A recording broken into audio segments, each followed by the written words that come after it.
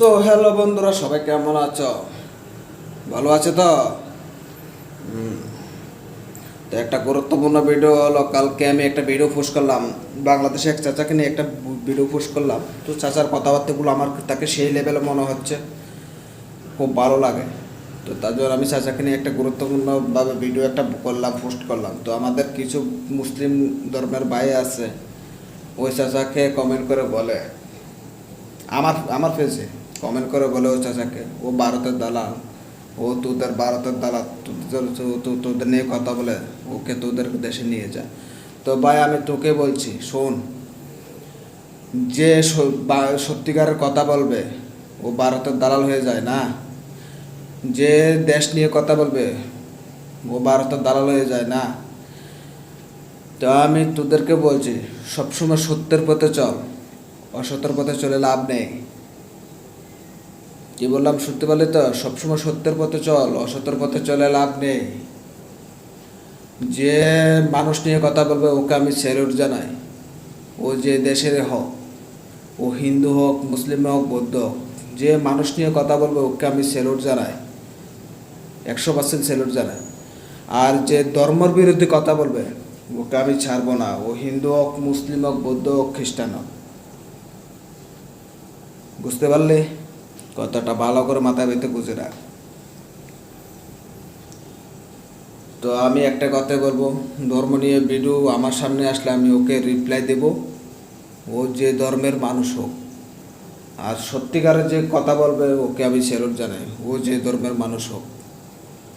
তো হ্যালো, তো কেমন আছো, কেমন হলো বলো? কালকে আমি চুল টুলটা কেটে ফেললাম, অনেক বড় হলো। কেমন লাগছে দেখতে? ভালো লাগছে তো?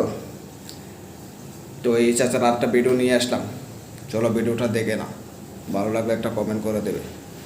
Tata, bye bye. আর সবাইকে দেখার সুযোগ করে দেবে। বাংলাদেশ সরকার নিজেরা নিজেদেরকে সামলাতে পারছে না। নিজের দেশের মধ্যে গৃহযুদ্ধ বেঁধে আছে। বাংলাদেশ সরকার নিজেদেরকে কন্ট্রোল করতে পারছে না। রাত দিন খুন খারাপি দাঙ্গা হাঙ্গা লেগে রয়েছে। সেই বাংলাদেশ আমাদের ভারতবর্ষকে বলে সাবধান হয়ে যাও। সেই বাংলাদেশ আমাদের ভারতবর্ষকে সাবধান করে। আমি অবাক হয়ে যাই, যে নিজে হাতের ব্যাগটা ভালো করে ধরতে পারে না, সে আরেকটি দেশকে হুমকি দেয়। যে নিজেদের দেশের আইন কানুনকে এখনো ঠিক জায়গায় আনতে পারছে না, সে অপর দেশকে আইনটা শেখায় কেউ করে। এই বাংলাদেশ আমাদের ভারতবর্ষকে আইনটা কিভাবে শেখায়? এই ভারতবর্ষকে মুসলমান নির্যাতিত হচ্ছে, সংখ্যালঘু নির্যাতিত হচ্ছে, তো সেই নিয়ে হুমকি দিচ্ছে বাংলাদেশ। আমি বাংলাদেশ সরকারকে এটাই বলবো, আগে নিজের দেশকে সামলান, তারপর অন্য দেশ সম্পর্কে চিন্তা করবেন।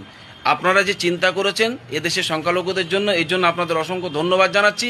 কিন্তু আমি আপনাদেরকে এটাই বলবো যে আগে নিজেরা নিজেদেরকে সামলে নেন, আগে নিজের দেশকে নিজে শান্ত করেন, নিজের দেশের আইন ব্যবস্থাকে মজবুত করেন, যেখানে রাত দিন খুন খারাপি চাঁদাবাজি চলছে।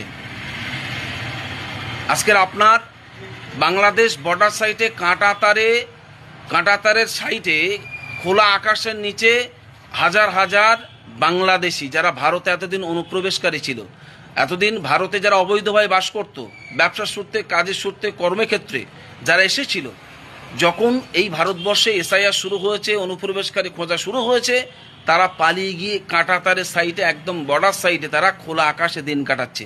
এই বৃষ্টিতে, প্রচণ্ড রৌদ্র তাপে, ক্ষুধার্ত তারা দিন কাটাচ্ছে। তাদেরকে আপনারা ফেরত নিচ্ছেন না। তারা যারা এই কাঁটাতার নিচে, এই নাগরিকগুলো, এই মানুষগুলো, তারা বৈধ সমস্ত নথিপত্র বাংলাদেশেরই দেখাচ্ছে। আমি একটা ভিডিও দেখছিলাম, তারা বৈধ নথিপত্র দেখাচ্ছে বিডিআরকে, আমরা বাংলাদেশি, আমাদের সব নথিপত্র রয়েছে, তারপর আপনারা তাদেরকে নিচ্ছেন না।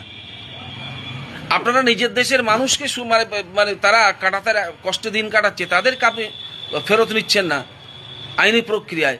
আপনি আমাদের পশ্চিমবাংলাকে, আমাদের ভারতবর্ষকে আপনারা হুমকি দিচ্ছেন। আগে নিজের দেশের মানুষগুলোকে সামলান।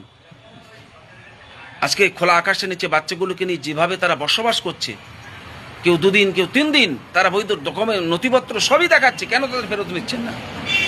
কেন তাদেরকে ফেরত নিচ্ছেন না? ভারতীয়দের আপনাদের নিতে হবে না, কেন এত তো দরদ দেখাচ্ছিলেন সংখ্যালঘুদের জন্য?